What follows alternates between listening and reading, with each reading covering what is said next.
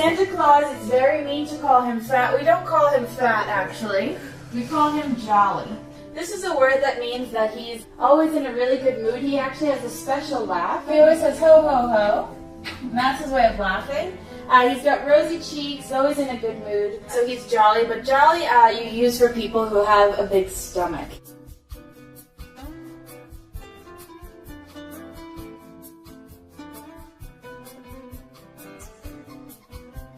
The story is that Rudolph was actually used to be made fun of by all the other reindeer and nobody liked him. And then it was foggy one Christmas Eve, so Santa must have been in Austria. And he found Rudolph and he put him with his other reindeer and he shows the way through the fog or bad weather because his nose lights the way. So that's why Rudolph is so important. But there are 8 other reindeer. So he has the magic flying reindeer pull his sleigh. He comes to your house. He comes down through the chimney, he lands on the roof with his reindeer and his sleigh, and you can know that he's coming. Sometimes you'll hear the jingle bells, just like the song. So if you're not good, you don't get presents, instead you get a lump of coal. Now, this is more of a threat that parents use to make their children behave. Usually even bad children, I think, still get presents. So you put up a stocking with your name on it, and then Santa Claus will come. If you've been bad, he'll put coal in your stocking. But also, if you've been good, you also get stuff in your stocking.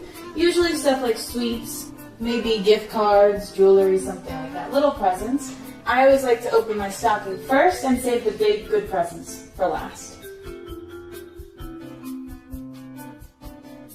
So every mall usually has a Santa Claus. And he'll sit in the middle of the mall. Children will line up and wait for him. And then they'll sit on his lap. He'll ask them, have you been naughty or nice? And if they've been nice, then he says, what would you like for Christmas? So then you don't have to mail him a letter. Christmas meal is actually very similar to the Thanksgiving meal on Christmas Day in America. So turkey, vegetables and potatoes. And for dessert, any idea what we eat for dessert? Not just cookies. Apple pie, yes. Apple pie is at almost, I think, every holiday. I don't like it actually very much, but it's a very typical American dessert.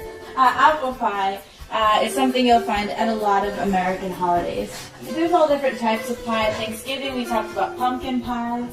You won't find that on Christmas so much anymore because the pumpkins are not so much in season.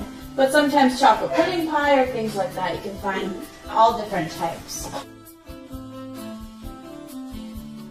Next very important part that I wanted to talk about, presents, yes, and decorations. What's the most important decoration? The Christmas tree, exactly. Ornaments is more of a general term, so we have the ball-shaped ones, but ornaments are actually something you collect, and it's usually you collect ornaments that reflect something that you like.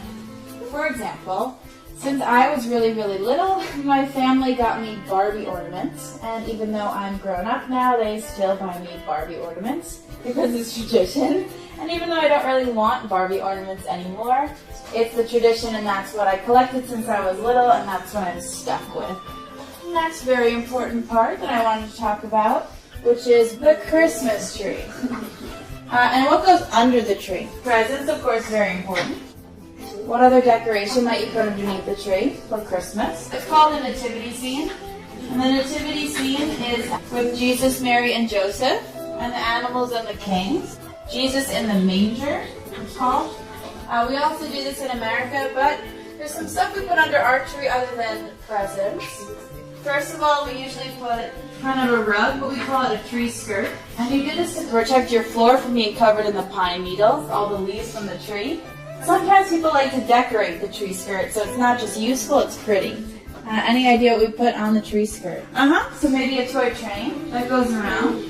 And then sometimes people will also make a little Christmas village, and it will light up. And that's usually made out of ceramic, and it's something that you pass down from generation to generation. So it's a nice thing to have underneath. It looks really cute when you plug it in and all the lights are on.